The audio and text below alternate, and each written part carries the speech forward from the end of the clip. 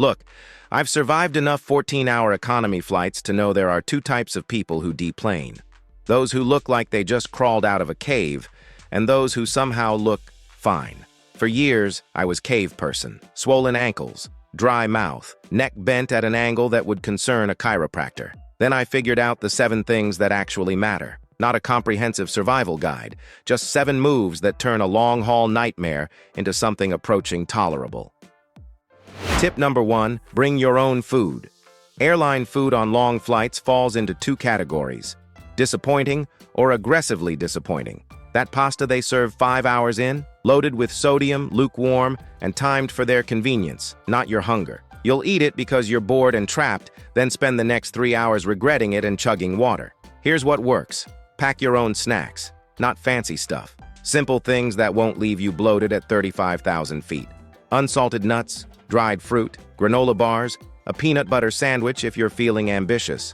Stuff that's light, low in sodium, and won't turn your stomach into a science experiment mid-flight. And here's the counterintuitive part.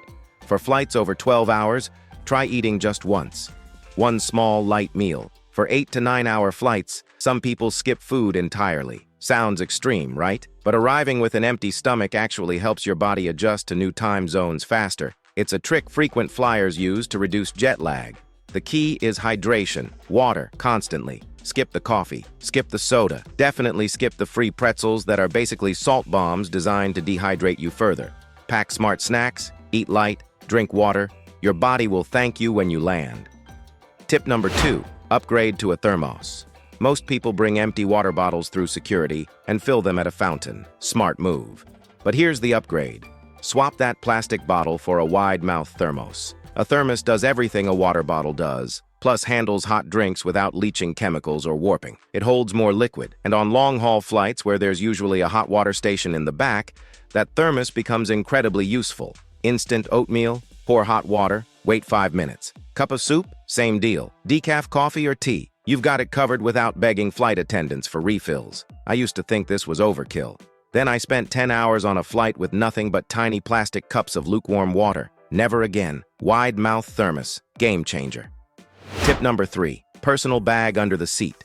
One of the biggest mistakes, loading everything into the overhead bin, then realizing 3 hours in, you need half that stuff. Pack a small personal bag that stays under the seat in front of you. Only put in what you'll actually use during the flight. Phone charger, snacks, toothbrush, lip balm, headphones, eye mask, maybe some face wipes for hour 10 when you're feeling grimy. If it's just there to ease your anxiety but you won't touch it, it doesn't belong in that bag. Soft, flexible bag works best. Doesn't eat up your legroom. Extra pockets help so you're not conducting archaeological digs every time you need an eye mask.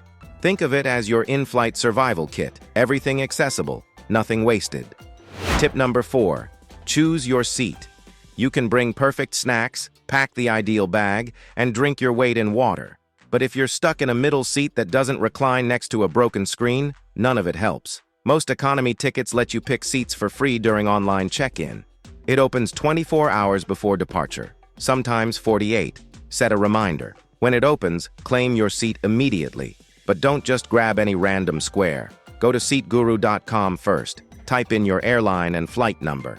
You'll see the exact layout with passenger reviews warning about tight legroom, non-reclining rows, broken screens, or noisy galley seats. How to choose. Want legroom, exit row, or bulkhead seat? Trade-off, limited underseat storage, fixed armrests. Plan to sleep? Window seat. Something to lean on, no bathroom traffic bumping you. Need to move around? Aisle seat. Stretch, stand, bathroom access without climbing over people. When you're younger, window seats feel like front row cloud tickets. After 60, aisle seats become smarter. Easier bathroom access, freedom to move without disturbing others. Choose early, choose smart. Don't gamble on seat luck. Tip number 5, sleep setup that actually works. Sleeping in economy feels like napping in a shopping cart, but there are ways to make it less terrible. First, adjust your headrest. Many economy seats now have foldable wings you can position to cradle your head. Some slide up and down to match your height. Use them. They keep your head from flopping around and waking you every 10 minutes. Second, don't use the airline pillow for your neck. Use it for lumbar support. Tuck it between your lower back and seat. helps straighten your spine, reduces hip pressure, makes hours of sitting bearable. Third, hidden armrest trick. On aisle and middle seats, there's often a button under the armrest. Press it, the armrest lifts up. Extra space. Makes a difference, especially flying with someone you know. Fourth, neck pillow hack. Those U-shaped pillows everyone wears, most people wear them wrong. Flip it around. Put the thick part under your chin. Keeps your head from falling forward, leaves the back of your head free to rest against the seat. Still not a fan? Try wraparound neck pillows that support from all sides without pushing your head forward. And get a quality eye mask, not the flimsy airline kind. One that contours your face, blocks light completely, doesn't press on your eyes. Sleep is gold on long flights. Anything that helps you rest deeper, longer, is worth planning for. Tip number 6, noise-canceling headphones. Row 12 has a crying baby. Row 14 has someone snoring like a chainsaw. The guy next to you is watching action movies with no headphones. This isn't exaggeration. It's Tuesday on any international flight. Noise-canceling headphones aren't luxury items for business class. They're survival tools for anyone trying to keep their sanity and economy. Even the engine noise alone wears you down. 10 hours of low-frequency rumbling feels like being stuck inside a giant hairdryer. Now earplugs are the first thing I pack. Noise-canceling headphones do more than improve movie sound. They help your brain switch off from cabin chaos. That hum, that chatter, that crying, gone. Suddenly the cabin feels quieter, more personal, helps you fall asleep. If you don't like bulky over-ear headphones, foam earplugs work surprisingly well. They're cheap, lightweight, and effective at dulling harsh sounds into soft background whoosh. Tip number 7, buckle your seatbelt over your blanket. Here's a small move that makes a huge difference. Always buckle your seatbelt over your blanket or jacket, not under it. Sounds odd, but hear me out. Flight attendants need to visually confirm everyone's buckled during turbulence. If your seatbelt is hidden under a blanket, they'll wake you up to check. You'll go from deep sleep to confused alertness in 3 seconds flat.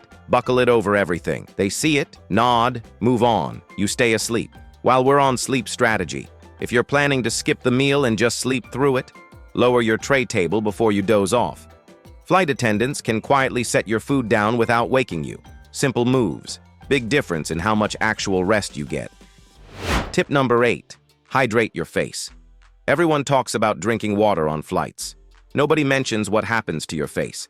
Cabin air is bone dry. Humidity drops to 10 to 20%, which is drier than most deserts. Your skin, lips, eyes, everything dehydrates faster than you realize. I used to just suffer through it. Land with cracked lips, tight skin, feeling like I'd been in a wind tunnel for 12 hours. Now I pack small but mighty, lip balm that actually moisturizes, not just coats. Aquaphor or similar. Works for lips and dry patches anywhere. Small tube of face moisturizer.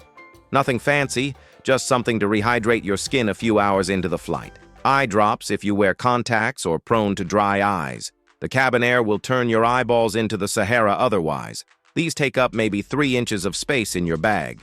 But the difference between landing with your face feeling like leather versus feeling relatively normal is worth it. Tip number 9, move your legs. That moment when your legs go numb, your knees lock up, and you start questioning every decision that led to this flight, that's your body screaming for help. Sitting inactive for hours slows circulation, puts pressure on joints in ways they're not designed to handle. Every hour or two, you need to move. Stand up, walk the aisle, stretch near the lavatory if there's space. Yes, some people do squats back there. It helps more than you think. Stuck at the window seat and don't want to climb over strangers every hour? Do small movements. Flex toes, roll ankles, shrug shoulders, small shoulder circles. Anything beats staying frozen. Some airlines include in-seat stretch routines in their entertainment system. Looks like filler content, but genuinely useful when you're 10 hours in and your posture resembles a question mark. And compression socks, not just for older passengers or health conditions. They improve blood flow from legs back to heart by applying gentle pressure. You stay warmer, legs don't swell, and you land feeling more human. If you've ever had trouble getting your shoes back on after a long flight, that swelling is why. Compression socks prevent that entirely. Tip number 10, dress in layers. The plane isn't a consistent environment. It's a temperature roulette where you'll go from sauna to freezer and back again. Phase 1 during boarding. Stuffy, hot, borderline unbearable. A C doesn't kick in until engines start. You're sweating with 200 other people wondering if this violates some international treaty. Phase 2. A couple hours in. Arctic tundra. You're shivering under that pathetic airline blanket trying to make it cover more than 40% of your body. This is why what you wear matters more than you'd think. Forget fashion. Dress like you're settling in for a day on the couch, but smarter. Flexible, breathable layers. Soft joggers or loose pants that let you move. Light shirt under a hoodie or zip-up jacket. When temperature swings happen, and they will, you've got options. And here's the secret weapon. Bring a large, lightweight scarf. That scarf is magic. It's a blanket, a pillow, a neck warmer, even an eye cover when you're trying to nap. One item, endless uses. Tight jeans, stiff belts, fashion pieces that dig into your ribs, leave those for the arrivals hall. On the plane, comfort wins every single time. The more your body can relax, the easier it is for your brain to follow. None of these 10 moves are complicated. No special equipment beyond maybe $40 for a thermos, compression socks, and decent eye mask. But together, they transform long-haul economy from endurance test into something actually manageable. Bring your own food, use a thermos, pack a smart personal bag, choose your seat early, set up for sleep properly with visible seatbelt, block out noise, hydrate your face, not just your body, keep your legs moving, dress in flexible layers. Do these 10 things, and you'll be that person who deplanes looking annoyingly fine while everyone else shuffles past looking like they survived something they'd rather not discuss. Which tip will you try first on your next long flight? The seatbelt-over-blanket trick? Face moisturizer? The magic scarf? Pick one. Test it. And if you've got a long flight trick that works better than anything I mentioned, drop it in the comments. 300 flights taught me these 10 things, but I'm always learning from travelers who've fought the same battles. Thanks for flying smarter with Journey Tips. Safe travels, and I'll see you on the next one.